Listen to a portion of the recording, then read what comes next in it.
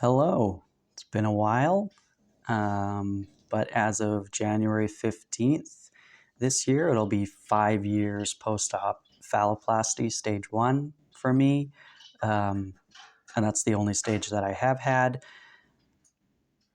I've talked a lot in my videos over the years, I think, about my decisions about phalloplasty and decisions to not have further surgeries and everything. I'm not sure where things left off the last time I actually updated anything, but I'm still kind of in the same boat as I was before, where I have absolutely no desire to have any more surgery. I feel like I've put my body through so much, and I've put myself mentally through so much that I just can't be bothered to spend any more money or to spend any more time or effort mentally and physically on this process. I feel like I'm in a place in my life now where I feel happy and I feel a lot of joy and a lot of other exciting things in my life that I don't focus on my body in the way that I used to. And I feel like, stage 1 of phalloplasty got me what I needed. And even though I went into the process wanting other things, like being able to stand to pee or, whatever else that I was expecting out of it, after stage 1, I don't have the energy to go through with all that further stages. And I think that the complications I experienced, which I've talked a lot about in my videos previously, from stage 1, just kind of put me off on taking the chances on any further surgeries, because there's no guarantee that, if I have the urethral lengthening, that I'll actually be able to pee standing up, because I'm already having urethra issues. I'm already having issues that most people don't have in stage 1. So to take the chance on lengthening the urethra only to have it not work and have to have further surgeries to try and fix it, I just don't think that it's worth the payoff for me personally, if I ever even got to that payoff. So I've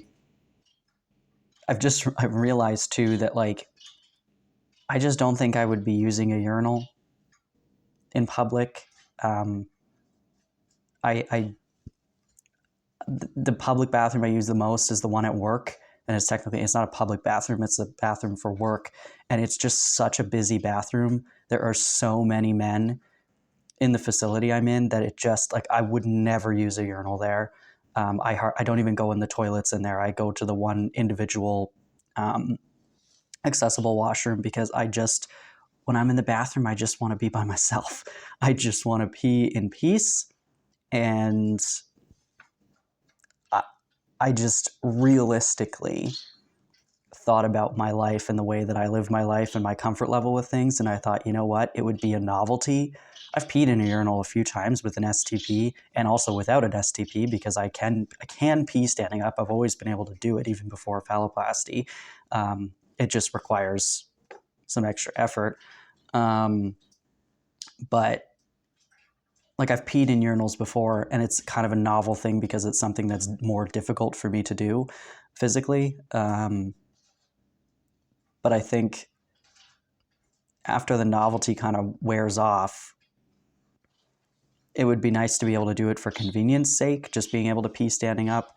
I spend a lot of time in the forest and I spend a lot of time out and about, but at the end of the day, I'm like, do I want to put myself through more surgery and the cost of travel and all of this other stuff for some convenience? I just, like, weighing the inconvenience of surgery physically, mentally, and financially, also the inconvenience of not being able to pee standing up. Like, half the population can't pee standing up, and they seem to do just fine. So it doesn't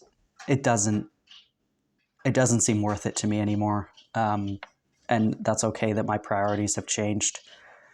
I'm okay with that. I did. I think in my last update, I had already spoken with the surgeon about the complications I still am experiencing post first stage, and that my intention was to think about, what that would look like for me to go and have those corrections made. Simply just having the corrections done, so that I don't have any complications anymore. But like, I spoke to the surgeon, and for a little bit I felt really good about it, and I was like, this seems doable. It seems like something I could do, and it would be fine. But then as time kind of passed a little bit more, the anxiety creeped back in, and the fear creeped back in, and the I don't want to deal with it feeling creeped back in. And again, now I'm just at a point where, like, I do not want to go back. I just don't. I don't want to do it, which brings me to my next point of, I think about 8 months ago or so, I've talked before about how, so I have, the phallus was created. They've created the urethra, like the tube basically, through the phallus in preparation for being able to connect the urethra, the actual urethra, through there to be able to pee out of it. So I do have a tube that has a hole going through it. But because there's no pee or anything going through the phallus to like flush out any dead skin or whatever, dead skin does build up inside of it, and it kind of comes to the surface. I clean it all out and whatever. Not the end of the world. It's part of bodily maintenance, just generally. But about 8 months ago or so, the dead skin that was coming to the surface inside the phallus was a bit pink, and I was like, "Ooh, that doesn't seem right," because for 4 years it's just been white skin stuff, and so it was pink, and I went, I feel like that's a problem. But I forgot about it, and then as time went on, it started getting more and more pink, and then it got red, and I like, not like red, but like brownish red, of like dried blood sort of red. And I'm like, okay, well, something is clearly bleeding, not like excessively. There was never just blood coming out, but there's clearly some kind of wound happening that's causing the skin to become red-ish with blood. And so I had, after months of procrastinating, reached out. Actually, I didn't reach out. Montreal reached out to me because I had requested that correction surgery and had told them that I wasn't ready to book a date. So they had reached back out saying like, hey, we talked like well over a year ago and you still haven't booked a date. Like, we have a date for you if you want it. And I said, not right now, but this other problem is happening. Is this something to be concerned about? And so they responded with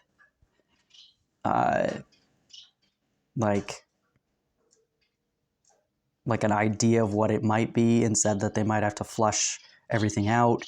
And I asked, like, is there any way that this could happen not in Montreal? Like, is there like no doctor who could flush out the urethra? Like, that seems like something that doesn't necessarily need to be done by a surgeon, because I know for a fact that there are tools that urologists and stuff use to go inside urethras and everything. Like, is there not something that could be done here for me where I am that doesn't involve me traveling all the way to Montreal and taking all this time off work and all this stuff? And there wasn't really a response to that. And then because they asked for like pictures and everything, and I just never provided any of that. So, because I told them I wasn't interested in having any correction surgeries anymore, as long as it wasn't like a absolutely medically necessary thing. The complications I was experiencing, that they weren't like super concerned about them. They did express concern about one of the issues that I was having, which was like that I was peeing out of like another hole. But as far as I can tell, that doesn't really happen anymore. And so I'm not really willing to go and book a surgery to fix something that I don't even think is happening anymore. I've been keeping an eye on it. And in terms of the fact that my other hole never closed up entirely, turned out to be a blessing. I actually really I've made peace with that and found a lot of enjoyment out of the fact that that has stayed. It's not in its old state. It's a very, very small hole, but it still allows for the natural bodily lubricant to come through it, which has proved to be very efficient on the part of my body. So, yeah, I actually like that stayed, and I think that things happen for a reason, and that happened, and I'm not really interested in them closing that hole up. And then as far as the glandsplasty not taking the first time entirely, it is what it is. I mean, there's a possibility that they could do another graft and put the glands back on the head, and it could still fall off again. So back to like the peeing standing up thing, all of these little things that were a big deal right after surgery to me and were in some cases causing pain or discomfort or whatever, no longer painful, no longer distressing to me, no longer irritating really in any way. I've kind of just made peace with everything that my body has done at this point, and I'm fine with that. In terms of the bleeding situation, it all of a sudden stopped. It wasn't all of a sudden. It kind of gradually went back to more of a pink color and then went back to being white. And then it had turned a bit pink again maybe a month or two ago. But then again went back to white. So I'm trying to kind of monitor and see, is there something I'm doing that is, causing something? Is it like I just don't know what the deal is with that. But I am of the opinion that somebody else should be able to help me with this that doesn't involve me going all the way to Montreal. If it was a surgical thing, I would understand, but there's got to be a way that they can just say, hey, you need to just flush out all the skin and see if there's an infection, kind of on the surface or whatever. I don't know. I can't be, I just don't have the time or the finances. I'm not in a situation right now where I can drop everything I'm doing to go to Montreal. It's just not a reality. And I don't want to. If I really, really wanted to, I could probably make it happen. But I don't want to. And so I'm not going to do it. I think that where I'm at right now is that I feel so grateful to my body for all the healing that it's done. I feel proud of myself for everything that I accomplished. It's been 5 years already. It seems like time has flown by, but also feels like it was a lifetime ago that I had this surgery. I'm still processing and working through the traumatic effects that it had on my mental health, that I've still not really worked all the way through.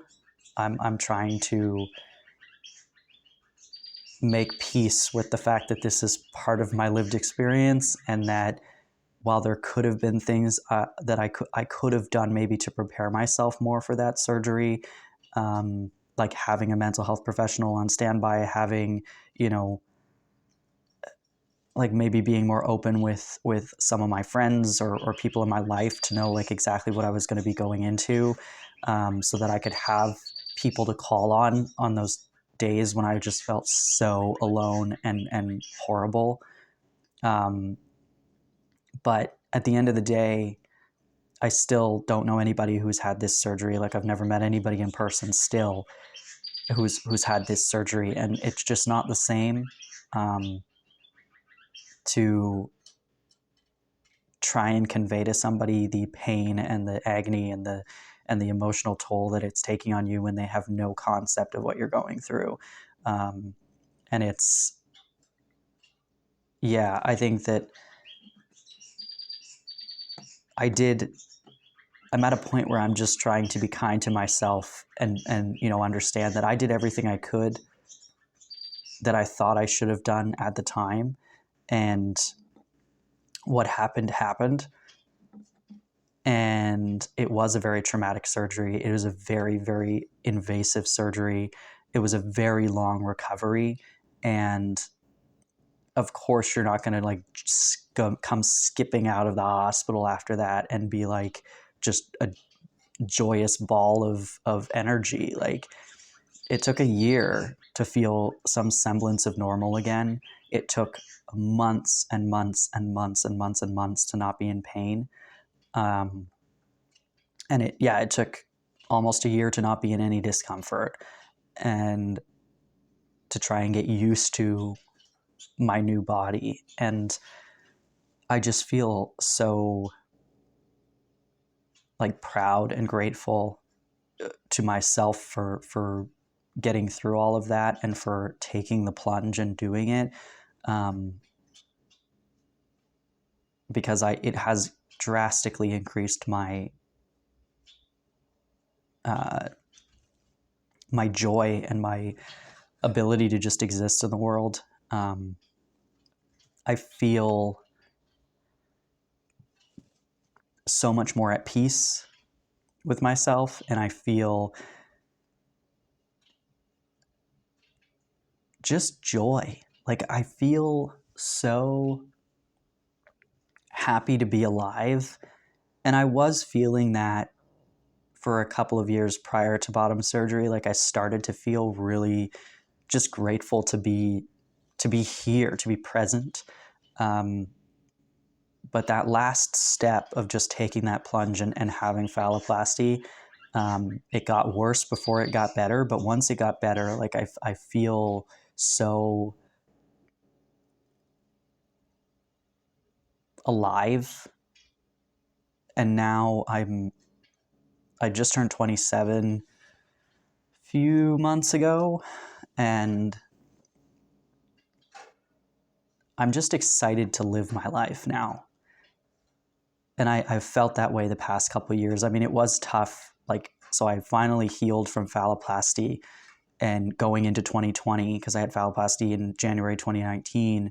And then obviously COVID hit, and then all this, like, everything was different, and everything was, when I'm trying to finally get back out there and meet people and do things, the world had a different plan. And so it was an interesting time, but I am so thankful I ended up having surgery prior to COVID. And I'm so glad that I had it a year before COVID, because if I had just had it and then had to, try and heal while also being in quarantine and all this stuff, like, it just would have added so much more stress to the process.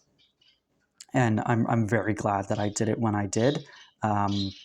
So everything works out everything happens for a reason. Everything works out the way it was supposed to. And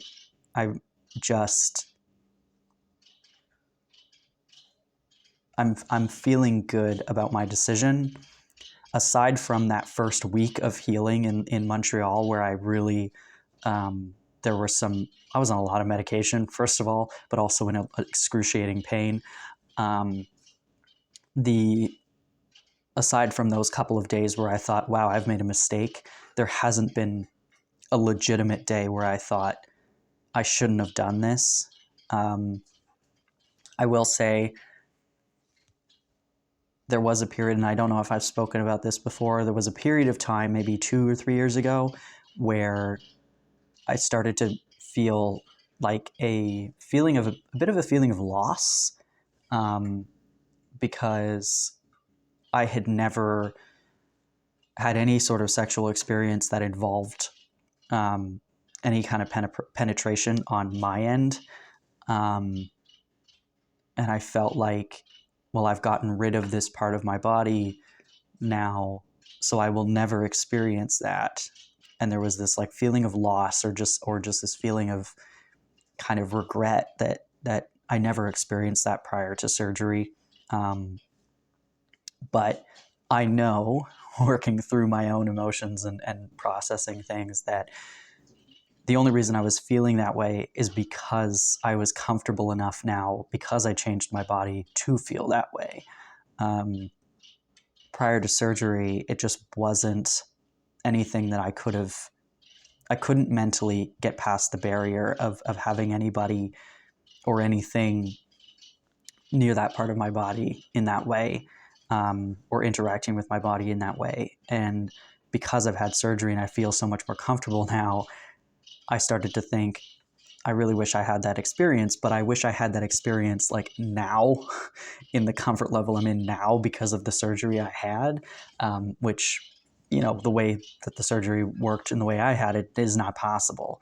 I know that some surgeons in different parts of the world can, create a phallus while still keeping the vaginal canal intact.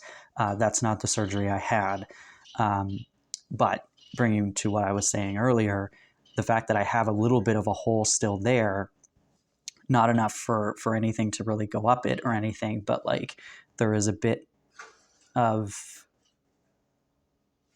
wiggle room, I guess, to experiment with different things and whatnot, and then just kind of finding comfort and excitement in exploring other parts of my body in a sexual way that just brings different types of gratification. And I'm now at a point where I feel no like disdain or regret or sadness or loss for this part of my body that I never used in a sexual context. And so I think that that's just part of the journey. And I think that it's okay to feel those feelings, and it's okay to be like, I had this body part and I never really used it.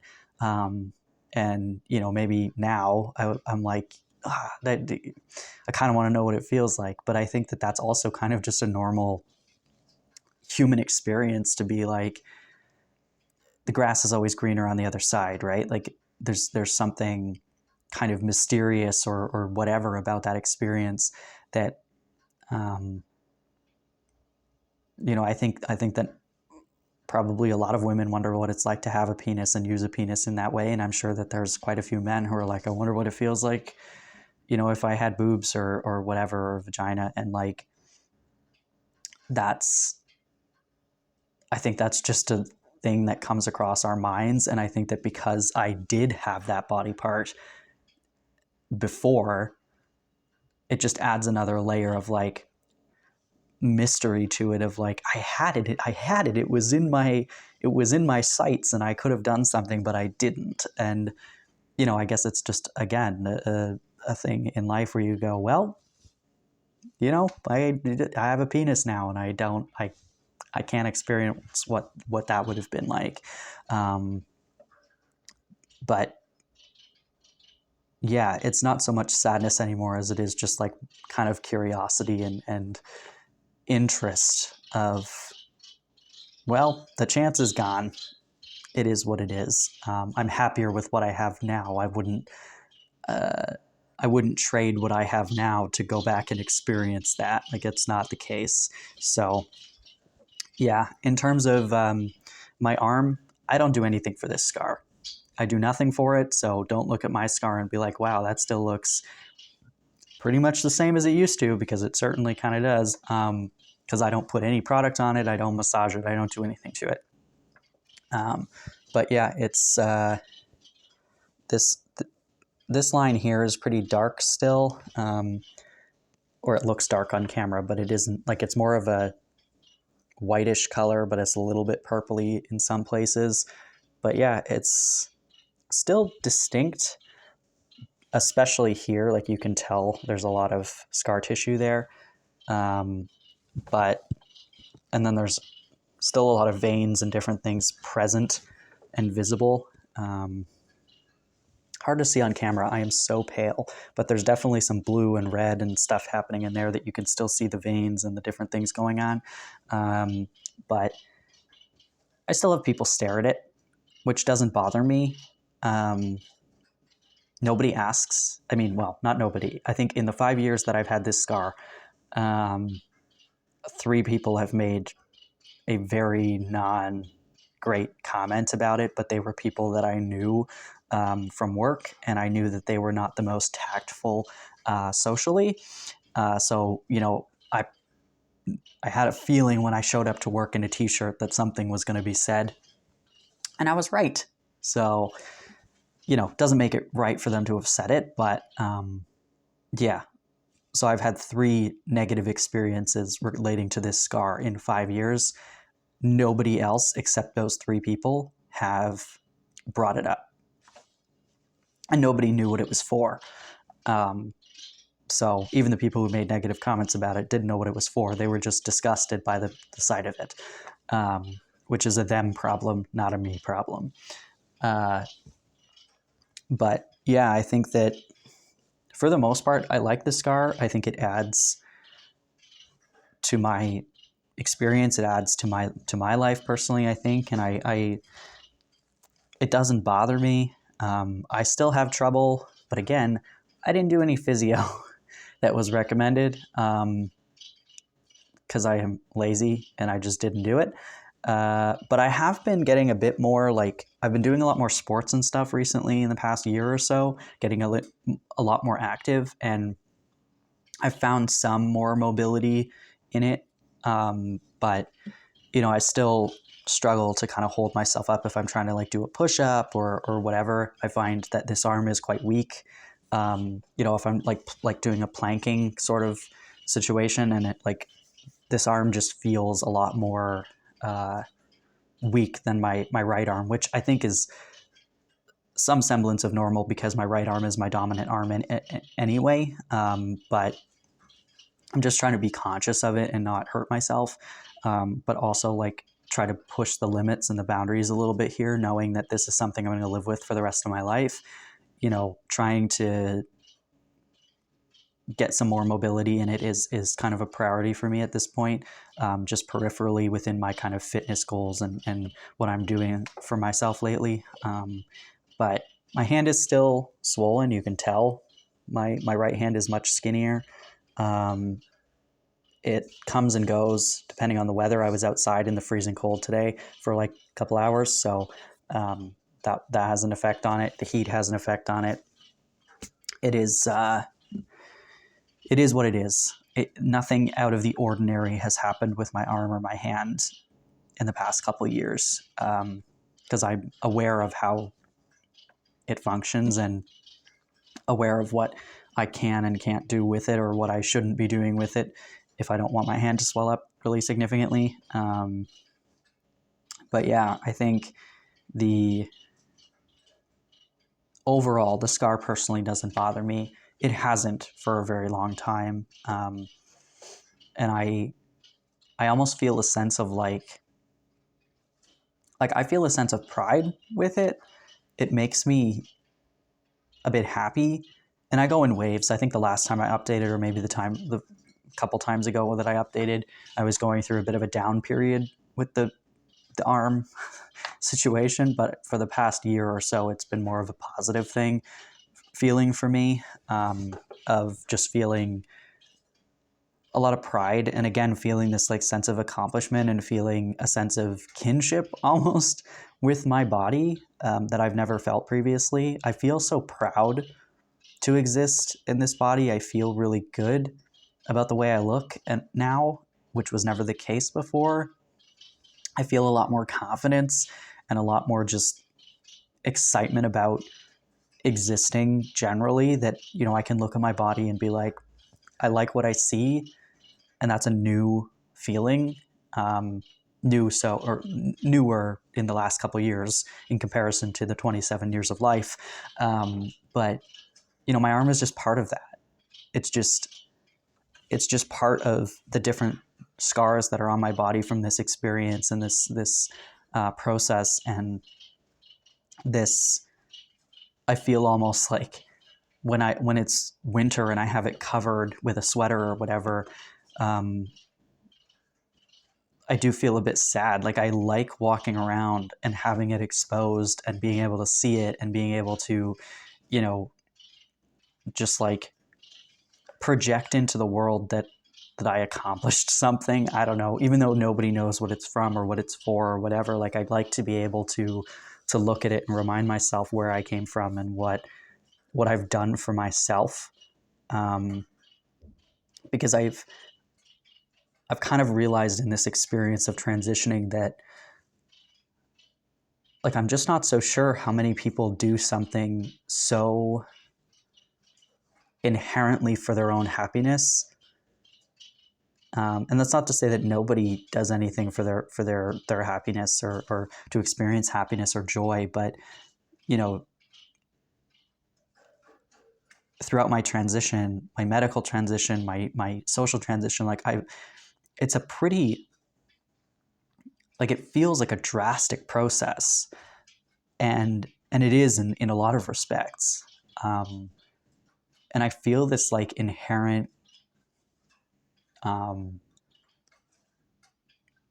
pride that I did this for myself. I went through all of these trials and tribulations, put my body through so much, put myself mentally through so much, put myself financially through so much, and I've still come out the other side okay, more than okay, like really, really good. And I feel a sense of pride in that process, in that fact that I've done something so significant to bring myself happiness. And it just feels like the correct thing to do for me. Like, I'm not saying that everybody should transition, but, you know, in that respect of like, what is that for somebody else, right? Like what could bring, you know, my mom or my sister or my brother or whoever else, right? Like, what is it in their life that they could do for themselves that would bring themselves this amount of joy? I don't know. But I've done something for me that has really changed my entire outlook on life and my entire experience of living, and so drastically, because I used to be so miserable and so depressed and so like just all consumed by the discomfort and the fear and all of these different emotions about being trans, that like I've surpassed all that. I've accomplished everything I set out to do for myself, and it feels really good. It just feels really, really good. All of this to say, I'm very, very happy with my decision to have phalloplasty. I think that it's improved my quality of life so significantly. Um, and it just kind of was the last piece of the puzzle for me with my transition, um, to really just kind of wrap everything up for me and allow me to just start living. And I don't think about being trans every day anymore in the way that I used to, and that I was like dwelling on it, because I couldn't function in out in the world without like the constant anxieties about different things. I still think about being trans a lot, but it's more in a way of like introspection and just like relating my lived experience to other people's or just like being out in the world as a trans person, particularly in the climate that we're in politically right now. I think about it a lot in that sense of like, you know, what my lived experience has allowed me to kind of view the world in a different way. But that's not the same as it used to be, where it was like I would think about being trans every day because I was constantly worried about being misgendered, or my name was going to be said wrong by somebody, or I was going to get caught in a bathroom that somebody didn't want me in, or you know, X, Y, Z, all of these different anxieties that I felt on a daily basis all the time. That doesn't exist anymore. It's more just like, how do I navigate the world as a young adult, and how do I use my lived experience in a positive way to show people that, you know, trans people exist. We work with you. We live next to you. We, you know, shop at the stores that you work at or also shop at or whatever. Like, how do I use my lived experience to just show people that we're just living. Like, I'm just living, and I'm happy, and I'm loving life, and I want to spread that joy and feel community and feel love and acceptance and friendship and all of these different things, right? Just like anybody else does. But yeah, I think there's not much else to update in terms of phalloplasty. I'm just enjoying my body now in a way that I've never been able to before, where I can just appreciate what I look like and see, you know, when I see myself, I can feel just appreciation and love and joy and you know, pride in a way that just wasn't possible before. So that's pretty much it. Thank you for watching. If you have any questions, please leave them down below. I will be doing a video mid to late February because my 10 years on testosterone will be coming up February 18th. So I will definitely be doing a video at that point as well, and that one will be more of a like general life sort of update in terms of where I'm at this point and what the last 10 years has kind of done for me. And yeah, I think, but if there's any questions that you want to leave in the comments of this video, you know, I can address them in that video in February as well. But yeah, thank you for watching. I hope that everybody's New Year is off to a good start, and that you're all doing as well as you can be at this point. But yeah, thanks for watching.